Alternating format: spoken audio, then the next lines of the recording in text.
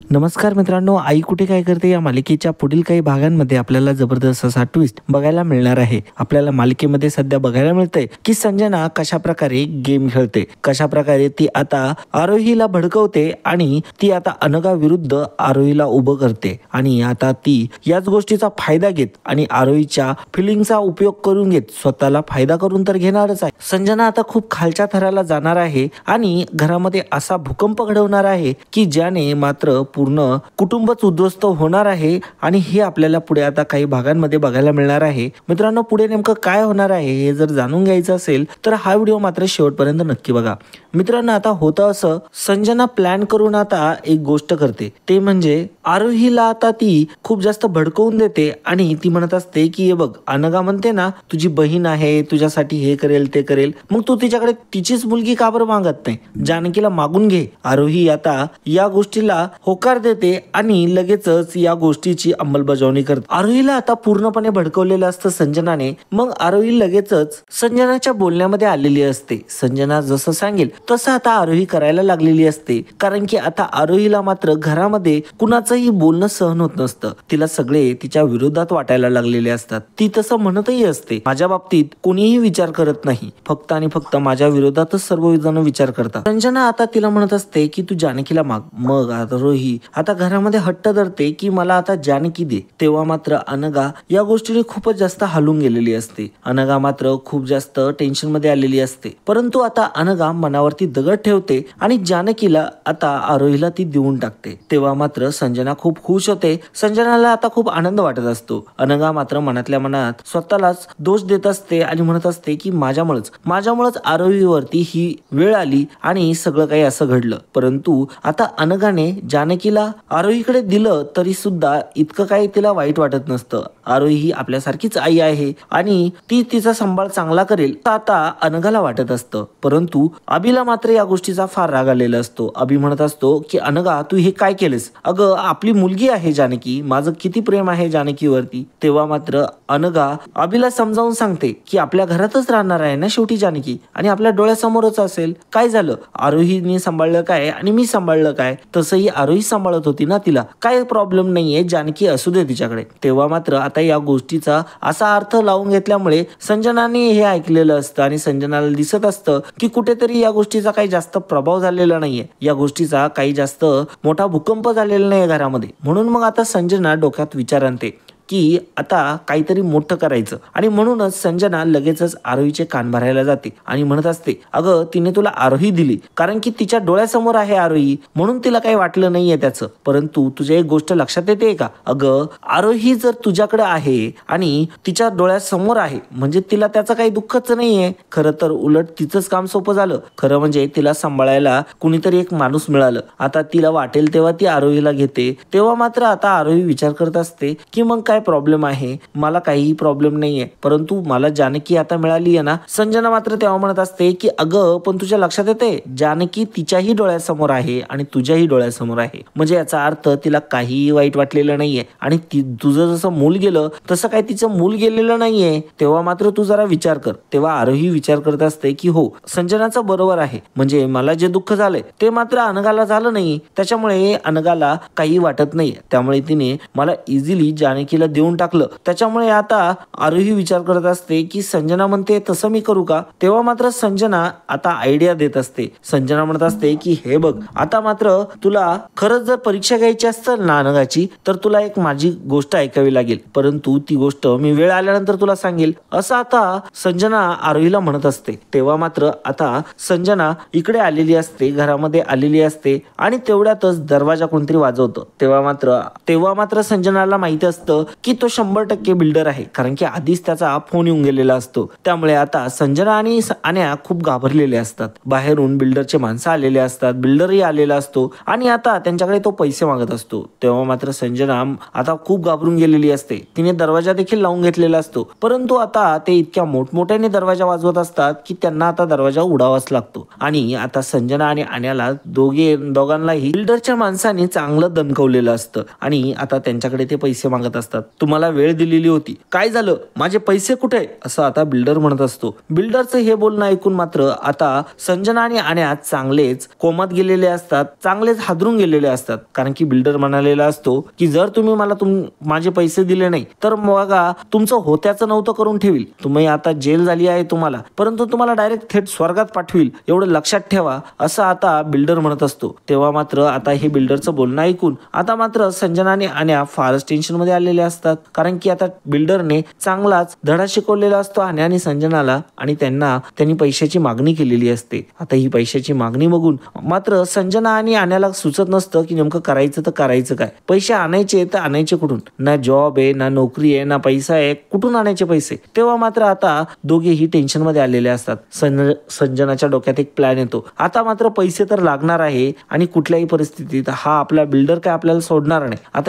आता ही गोष्ट मात्र संजनाच्या मनामध्ये चांगली फिट बसलेली असते. त्याच्यामुळे मात्र संजना विचार करू लागते की आता पैसा जर आणायचा असेल तर मलाच डोकं चालवावं लागेल. हा अनिरुद्ध काय आता काही करू शकत नाही, असं आता ती आन्याला देखील बोलते. आन्या म्हणत असतो की अगं संजना, अगं तू वाट बघ, काहीतरी होईल, करू आपण काहीतरी. तरी देखील संजना काय ऐकायला तयार नसते. संजना म्हणत असते की आन्या तू फक्त बसतो, खातो आणि झोपतो, बाकी काही करत नाही. तुला काही काळजी देखील नाहीये की आपल्याकडे पैसे आहे किंवा नाहीये, आणि तरी देखील तुझं तेच चाललंय. मला खरंच सांग आन्या, तुला काय वाटतंय, मला काही कळत नाहीये. तुला आपल्या संसाराची काही काळजी नाहीये, तुला काही घेणं देणं नाहीये की आपण घरात राहतोय की झोपडीत राहतोय. तू मात्र फक्त झोपा काढ. आणि असं म्हणतच संजना तिथून निघून गेलेली असते. संजना आता इकडे बाहेर आलेली असते. ती जरा विचार करत असते की आता पैसा आणायचा तर आणायचा कुठून, कोणता मार्ग आहे आपल्याकडे पैसे आणण्याचा. तेव्हा मात्र लगेचच संजनाच्या डोक्यात ट्यूब पेटते. आता जर आपण पैसा जर मिळवायचा असेल तर आरोही आणि अनघामध्ये अजून अंतर वाढवायला पाहिजे, नाहीतर असं काहीतरी करायला पाहिजे जेणेकरून मात्र भीतीच्या पोटी हे पैसे आपल्याला देतील. मग त्यासाठी एकच उपाय आहे, जानकीला किडनॅप करायचं. जानकीला किडनॅप केलं तर मात्र आपल्याला हवे तेवढे पैसे मिळतील आणि याच्यामध्ये मला आरोहीची साथ देखील घेता येईल, असं मात्र आता संजना विचार करत असते. संजनाची ही कुनीती मात्र खूपच भयानक भंगार असते. कारण की मित्रांनो आता मात्र जानकीच्या जीवाला धोका निर्माण होणार असतो. आता संजना म्हणत असते की मी आता चांगलाच आरूला धडा शिकवणार आणि यांच्या घरामध्ये चांगला भूकंप आणणार, आणि जर नाही भूकंप आणला तर माझं नाव संजना ठेवणार नाही, असं आता संजनाने ओपन चॅलेंज केलेलं असतं. संजनाने आता ठरवलेलं असतं की काही करायचं, परंतु आता मात्र या घरामध्ये भूकंप घेऊनच यायचा आणि या लोकांना चांगली जागा दाखवायची त्यांची. हे खूपच माजलेत ना, आता मात्र मी यांना यांची जागा दाखवणार आणि यांना पूर्णपणे गुडघ्याला टेकायला लावणार आणि माझी माफी मागायला लावणार, असं मात्र संजनाच्या डोक्यात असतं. तेव्हा मात्र संजना प्लॅन करायला घेते. संजना म्हणत असते की आता मला जर काही करायचं असेल तर एकच गोष्ट करता येईल. मी जर जानकीला किडनॅप केलं तर मात्र घरामध्ये भूकंपच येईल आणि त्या भूकंपामध्ये अनघा आणि आरोहीचे भांडणं सुरू होतील. मग याच गोष्टीचा फायदा घेत मी या घरामध्ये बरोबर माझं राज्य गाजवेल आणि मात्र या घरातून अरुंधतीला हाकलून द्यायला लावेल, असं काहीतरी मी करेल, असं आता संजनाने ठरवलेलं असतं. आता इकडे दुसरीकडे मात्र यश आणि आरूला एक मोठा प्रोजेक्ट मिळालेला असतो. ते आता त्या प्रोजेक्ट मध्ये काम करायला लागलेले असतात. दोघांनाही खूप आनंद होत असतो काम करताना, कारण की भरपूर मोठा असा प्रोजेक्ट त्यांच्या आता हाती लागलेला असतो. त्या प्रोजेक्ट वरती ते काम करायला घेतात. भरपूर मोठमोठे सिंगर आता त्यांना जोडले जातात. तेव्हा मात्र आता आवाज जो असतो तो मात्र अरुंधतीचा असतो. अरुंधतीच्या आवाजाला मार्केटमध्ये चांगलं मागणी मिळते, चांगली डिमांड येते. अरुंधती चांगलीच फेमस झालेली असते. त्यामुळे मात्र आता अरुंधती आणि यश हे दोघेही चांगले पैसे कमवायला लागलेले असतात. दोघांकडेही चांगला बँक बॅलन्स व्हायला सुरुवात झालेली असते आणि त्यांना पहिला चेक 10 लाखाचा मिळालेला असतो आणि या खुशीमध्ये ते दोघेही खूप खुश झालेले असतात. घरामध्ये आता वातावरण नॉर्मल व्हायला सुरुवात झालेली असते, कारण की अनघा आणि जानकी यांच्यामधलं अंतर आता पहिल्यासारखं व्हायला लागलेलं असतं. हे बघून मात्र संजनाला फार राग येत असतो. संजना म्हणत असते की ही आरोही पण ना, अरे जानकीला दिलं म्हणून काय लगेच तिच्याशी चांगलं बोलायचं, हिचं बाळ हेरलंय तिने. आता मात्र मी हिला चांगलंच भडकून देते, म्हणजे या भडकण्याचा फायदा मला होईल. आणि आता जानकीला जर किडनॅप केलं गेलं तर मात्र जानकी किडनॅप झालीये म्हणून मात्र पाहिजे तेवढा पैसा मला उकळता येईल या घरातल्यांकडून, आणि मग मी चांगला पैसा उकळेल आणि मग बिल्डरचे पैसे देऊन टाकेल आणि एकदाच या घरातून मला निघता तरी येईल, कारण की या घरामुळेच माझ्यावरती ही अवस्था झालीये. तेव्हा मात्र आता संजनाच्या डोक्यामध्ये ही माती शिजायला लागलेली असते. ती घाण अशा विचारांमध्ये आता या गोष्टीचा विचार करू लागलेली असते की मला आता जानकीला काहीतरी इजा पोचवावी लागेल, त्याच्याशिवाय का या घरामध्ये भूकंप येणार नाही. आता मात्र लगेचच संजनाने प्लॅन करायला सुरुवातच केलेली असते. लगेचच ती आरोहीकडे आलेली असते. आरोहीला म्हणत असते की अगं विसरू नकोस, अगं तिने तुझं मूल खाल्लंय. तेव्हा मात्र आरोही म्हणत असते की परंतु तिने मला तिचं मूल दिलंय सुद्धा. तेव्हा मात्र आता संजना तिला समजावून सांगते, अगं तुला मागच्या वेळेस मी किती समजून सांगण्याचा प्रयत्न केला, अगं तिने तुला मूल दिलंय कारण की ते मूल तू चांगलं सांभाळशील आणि ते आपल्या घरातच राहणार आहे. उलट तुला आता जबाबदारी आहे, जानकी आता तुला सांभाळायची आहे आणि जानकीचं तुला सगळं बघायचं आहे. तुला कळतंय का, तिचं काम उलट कमी झालंय आणि ती तिच्या जॉबला देखील आता बिंदास्त जायला लागलीये कारण की आता तिने तिचं मूल हे तुझ्याकडे फक्त सोपवलंय. या गोष्टीला काही अर्थ आहे का? आधी देखील जानकी तुझ्याकडेच राहायची, तरी देखील आता मात्र तुला फक्त आणि फक्त त्यांनी बाहुलं केलंय, तुला उलट वेड्यात काढता येते. असं आता जेव्हा संजना म्हणते तेव्हा मात्र आता आरोहीला खूपच जास्त वाईट वाटत असतं. आरोही म्हणत असते की हो ना, माझी तर तीच अवस्था झालीये. खरं तर जानकी ही माझी कधी होऊ शकत नाही. जसं संजना म्हणते की तिने मला फक्त सांभाळायला दिलीये जानकी, तर मात्र आता मला या गोष्टीवरती विश्वासच ठेवावा लागेल. तेव्हा संजना म्हणत असते की आता ती वेळ आलीये की मी तुला तो प्लॅन सांगेल की कशा प्रकारे आता तू अनघाची परीक्षा घे. संजना आता आरोहीला म्हणत असते की अगं मी जसा प्लॅन सांगते तसा प्लॅन जर तू वर्कआउट केला ना तर मात्र तुला खूप सगळे रिस्पेक्ट करतील. संजना आरोहीला म्हणत असते की तुला जर आता अनघाची खरी परीक्षा घ्यायची असेल ना तर मी सांगते तसं कर. ते जर केलं तर तुला लगेच कळेल की संजना खरी कशी आहे ते. तिचं खरं रूप येईल. तिचंच नव्हे तर घरातल्या प्रत्येक व्यक्तीचं खरं रूप तुझ्या समोर येईल. तेव्हा मात्र आता घरामध्ये कायमच आरोही, अनघा आणि संजना राहायला लागलेले असतात कारण की आता अरुंधतीला मात्र काम असतं आणि कामामुळे ती घराच्या बाहेरच असते. यश देखील आता तिकडेच असतो. ते त्या सगळ्या प्रोजेक्ट मध्येच बिझी झालेले असतात. इकडे मात्र आरोहीकडे लक्ष द्यायला कोणी नसतं. अनघा ट्राय करत असते परंतु अनघाला हे माहिती झालेलं असतं की आरोही आपल्याकडून कोणतीही मदत घेत नाही. त्यामुळेच आरोही आता या गोष्टीचा विचार करते आणि म्हणत असते की मी काय करू, मला काही सुचतच नाहीये. संजनाने आता जबरदस्त प्लॅन बनवलेला असतो. संजना आरोहीला सांगते कारण की आता संजनाच्या डोक्यामध्ये विचार येत असतो की आता आपण जानकीला किडनॅप करायला लावू आणि स्वतः मात्र पैसे मागू. किडनॅपर मी स्वतः हायर केलाय असं सांगून आता आरोहीला गप्प बसवायचं आणि आरोहीला हे सांगायचं की जानकीला काहीच होणार नाहीये. पण संजना लगेचच आरोहीला सांगते की आता एक काम कर, तू मी सांगते तसं कर. सगळ्यात पहिल्यांदा तू जानकी किडनॅप झालीये असं सांग. मी काय करते, मी एक माणसाला सांगते किडनॅप करायला आणि मग आपण जानकीला किडनॅप करू. मग बघू अनघाचं कसं रूप होतोय ते. तेव्हा मात्र लगेचच आरोही या गोष्टीला होकार देते. मग संजना लगेचच किडनॅपरला म्हणजेच तिच्या एका माणसाला फोन करून सांगते की या मुलीला तुला किडनॅप करायचंय आणि मग किडनॅप झाल्यानंतर मी सांगितलेली रक्कम तुला त्यांच्याकडे मागायची. थोडक्यात आपण जानकीला किडनॅप करतोय ही गोष्ट मात्र फक्त आणि फक्त माझ्यात, तुझ्यात आणि आरोहीमध्येच राहणार आहे. त्यामुळे मात्र पैसे मागताना मी जी अमाऊंट सांगेल तीच तुला मागायची.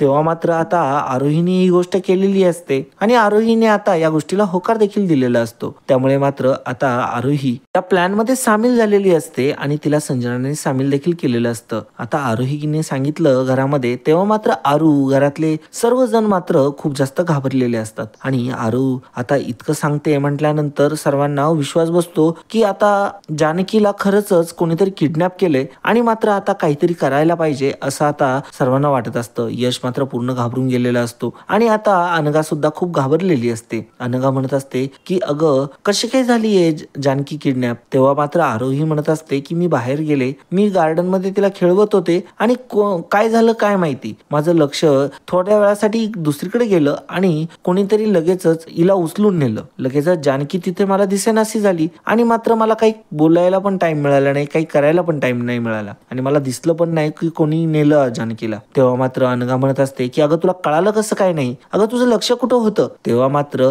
आता आरोही हसूनच अनघाकडे बघत असते. तेव्हा मात्र अनघा खूप जास्त त्रासलेली असते. अनघाला खूप वाईट वाटत असतं की इतकी साधी गोष्ट कशी काय चुकली आणि या गोष्टीमध्ये मात्र आता आरोही हे अनघाला दाखवून देते की बघ माझं बाळ जेव्हा गेलं, जेव्हा तुझं लक्ष चुकलं तेव्हा मात्र तुझं लक्ष कुठं होतं हे मात्र दाखवून देण्याचा प्रयत्न आरोही करत असते. अनघाला मात्र आता काय बोलावं काही कळतच नसतं. तेव्हा मात्र आरू येते. आरू म्हणते की जाऊ दे, मला एक सांग, किडनॅप केलंय तर मग किडनॅपरचा फोन आलता का? तेव्हा मात्र आता किडनॅपरचा फोन आलेला असतो. किडनॅपर आता पैसे मागत असतो. पैसे डायरेक्टली 10 लाख रुपये मागत असतात आणि 10 लाखाचा चेक आता मात्र आरूला आलेला असतो. ही गोष्ट आता फक्त घरामध्ये फक्त काहीच लोकांना माहिती असते. तेव्हा किडनॅपर पण 10 लाख रुपये मागतोय. या गोष्टीचा कुठेतरी ताळमेळ लागतोय असं मात्र आता यशला वाटत असतं. यश म्हणत असतो की नक्कीच या गोष्टीचा काहीतरी संबंध असावा. मला असं वाटतंय की या गोष्टीमध्ये संजनाचा पण काहीतरी हात असेल. तेव्हा मात्र आता आरू म्हणत असते की नाही, मला असं वाटतंय की किडनॅपच केलं गेलंय आणि आता आपण या गोष्टीला सिरियसलीच घ्यायला पाहिजे. आपण अजिबात हलगर्जीपणा करता कामा नये. तेव्हा मात्र आता आरूही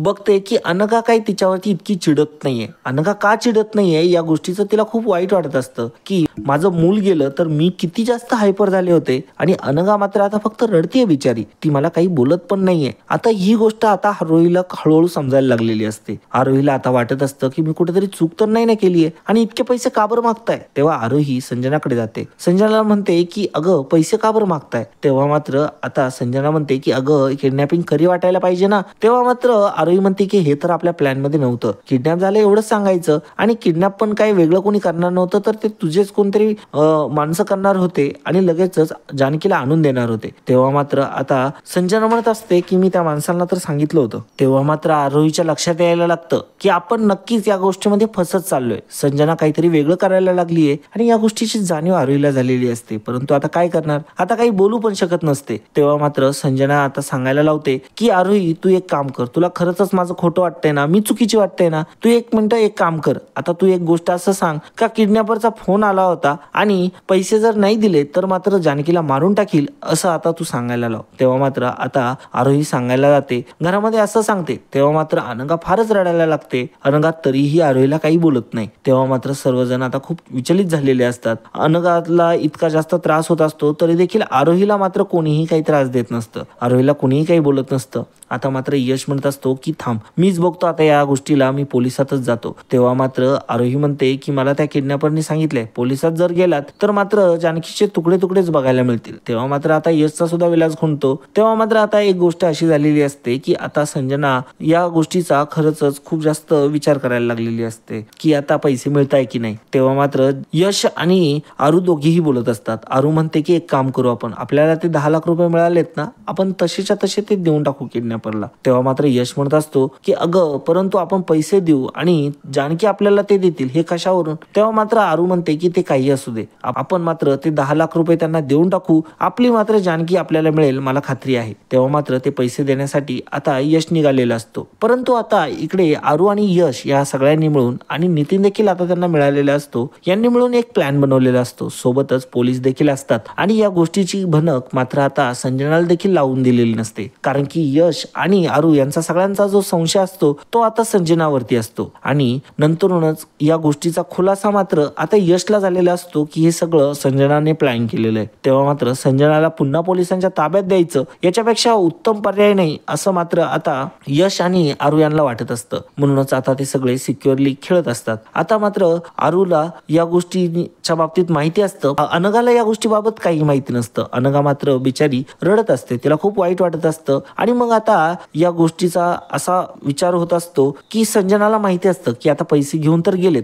तेव्हा मात्र आता संजना म्हणत असते की आता तू एक काम कर, अनघाला जाऊन सांग की जानकी राहिली नाही, मग बघू तुझी परीक्षा ती पास होते की नाही. मग आता लगेचच आरोही अनघाकडे जाते. अनघाला म्हणते की जानकी राहिली नाही. तेव्हा मात्र आता अनघा डायरेक्टली चक्कर येऊनच खाली पडते. ती आता रडत असते, ती खूप जास्त त्रास करत असते स्वतःला. आता मात्र अनघा खूप जास्त वाईट, ती खूप जास्त आता रडायला लागलेली असते. तिला आता डायरेक्टली वाचाच राहिलेली नसते. तेव्हा मात्र आरोहीला खूप वाईट वाटतं की आपल्यामुळे अनघाची ही अवस्था झाली तरी देखील तिने आपल्याला दोष दिला नाही, आपल्या माथ्यावरती खापर फोडलं नाही आणि आपण मात्र तिला इतकं जास्त दोषी ठरवलं. आता या सगळ्या गोष्टीचा पश्चाताप आरोहीला व्हायला लागलेला असतो. आरोही लगेचच म्हणते की माफ कर मला अनघा, हे सगळं मी केलंय आणि जानकीला काही काही होणार नाही. तेव्हा मात्र आता संजना लगेचच फिरते आणि म्हणते की असं कसं. तेव्हा मात्र आता या सगळ्या गोष्टी उघड झालेल्या असतात आणि मात्र आता आरोहीने संजनाचं भांड फोडलेलं असतं. संजनाचं भांड आता लगेचच आरू आणि यश समोर सुद्धा फोडलं गेलेलं असतं.